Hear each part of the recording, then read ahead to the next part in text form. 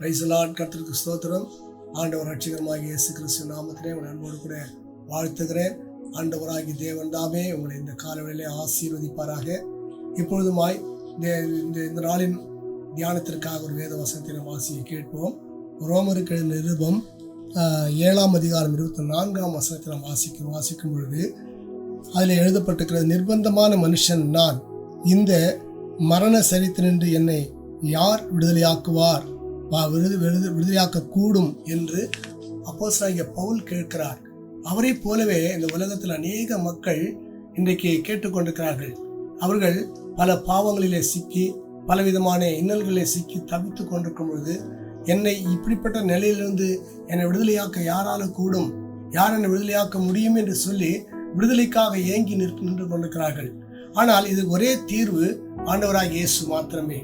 இயேசு சொல்லுகிறார், சத்தியத்தையும் அறிவீர்கள், சத்தியம் உங்களை விடுதலையாக்கும் என்று சொல்லுகிறார்.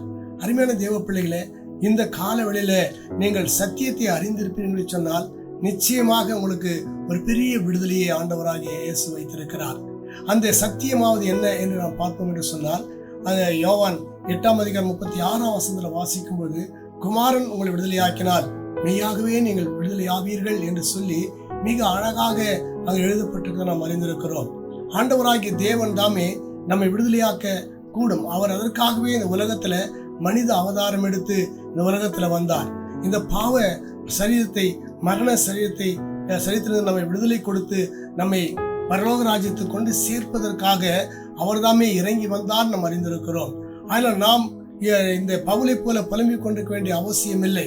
ஆண்டவராகிய இயேசுடைய சமூகத்தில் நாம் வருவோம் என்று சொன்னால் நம்முடைய மரண சரித்திலிருந்து ஆண்டவராகிய தேவன் நம்மை விடுதலையாக்கி நம்மை ஆசீர்வதித்து நம்மை உயர்த்தி வழிநடத்த அவர் வல்லவராக இருக்கிறார்.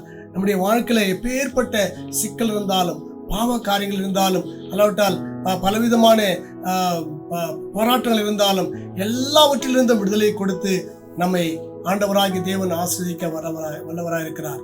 இந்த ஆண்டவராகிய இயேசுவின் பரிசுத்த சமூகத்துல நீங்கள் உங்களை ஒப்பு கொடுக்கிற வேளையில ஆண்டவராகிய தேவன் உங்களுடைய வாழ்க்கையில ஒரு மகா பெரிய அதிசயத்தை செய்து உங்களை விடுதலையாக்கி சமாதான பாதை நடத்த ஒரு வல்லவராக இருக்கிறார்.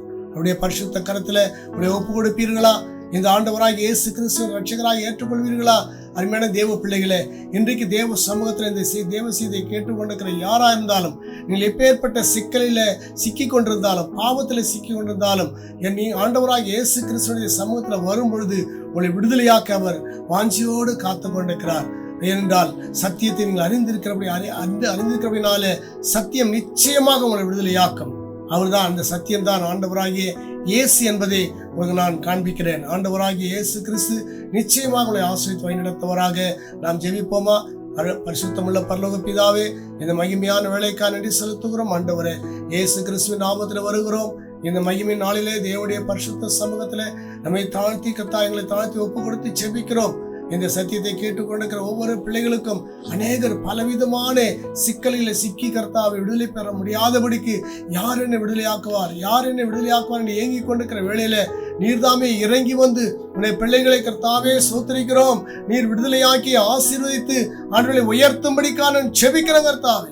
என் ஆண்டவராகிய தேவன் அதிசயத்தை செய்கிறவர் அப்பா. ஆண்டவரே, சோத்திரம் உடைய பரிசுத்த நாமத்தை மகிமைப்படுத்தி விடுதலையாக்கி சமாதானப்பால தேவன் நடத்தும்படிக்காக நாங்கள் செபிக்கிறோம். தேவன் ஒருவரே பொறுப்படுத்த ஆளுகை செய்து ஆசீர்வதிக்கிறார்.